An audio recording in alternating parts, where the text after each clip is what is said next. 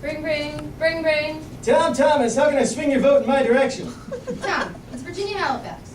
I want to know why Plan B is not available to the fine folks of Sioux Falls, South Dakota. Virginia, did little Jimmy get a girl in trouble? Well, maybe he did, Tom. We don't know for sure. The thing is, we'd love to get our hands on some Plan B. But our drugstore objects to carrying it.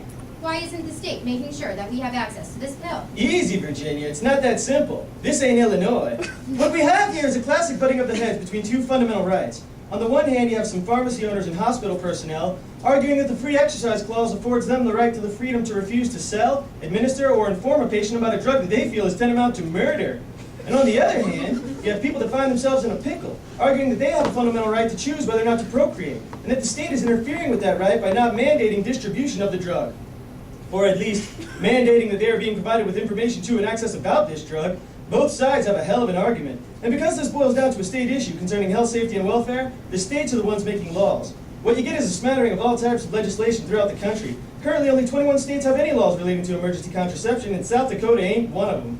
If I had my way, Virginia, I'd run on a platform of mandatory access. But heck, I would never get reelected here in South Dakota.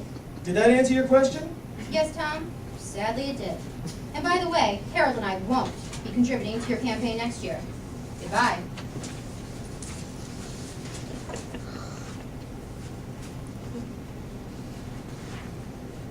The next day, Jimmy and Sally Ann meet to discuss their options. There's my best gal. Well, what do you want to do, Sally Ann? It is your body, after all. I'll support you in whatever decision you make. Well, what can you do? I'm only 15, and the laws regarding minors are ridiculous. I'm not old enough to get Plan B by myself, and Mom and Dad say it's an abortion pill, so they won't take me elsewhere to get it. But Jimmy, I'm not even sure if we can find it anywhere near here, because there's no laws that say someone has to sell it to us. Aw, nuts. The laws in Sioux Falls are dreadful. I promise you one thing, Sally Ann. Our baby is going to grow up in a place where it will have the right to make its own decision about what to do with its body. I'm going to make some changes around here, and that's a promise. Oh, Jimmy, you sure are dreamy. You know, you'd make a great politician someday. Aw, shucks. You think so? I sure do. Well, gotta go. Mom's making meatloaf again.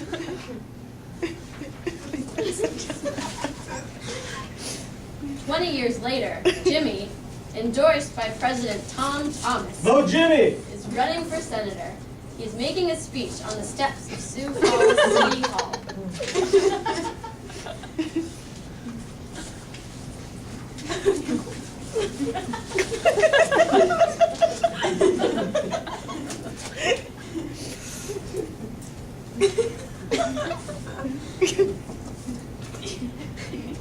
And to the young ladies and gentlemen of South Dakota, in my day, the cost of teen pregnancy cost the United States $7 billion annually. Nearly 1/3 of young women became pregnant became pregnant at least once before reaching the age of 20, and 2/3 of those women would not graduate from high school. Many states have laws mandating that parents be notified of specific treatments or diagnoses, even given to minors. Some states, even under the guise of trying to protect teens from sexual abuse, attempted to use child abuse and statutory rape laws to prevent teens from accessing confidential reproductive health services. But under my new plan, every teen can expect confidentiality, encouraging teens to seek treatment that they might want to keep private from their parents.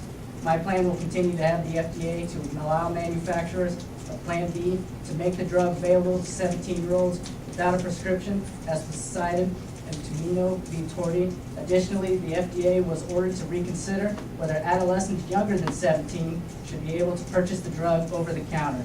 It is my hope to have a complete lifting of any age restrictions. You may be too young to vote, but you're not too young to have a voice in shaping the laws that affect your life. We can work together to make a healthier South Dakota and a healthier US of A.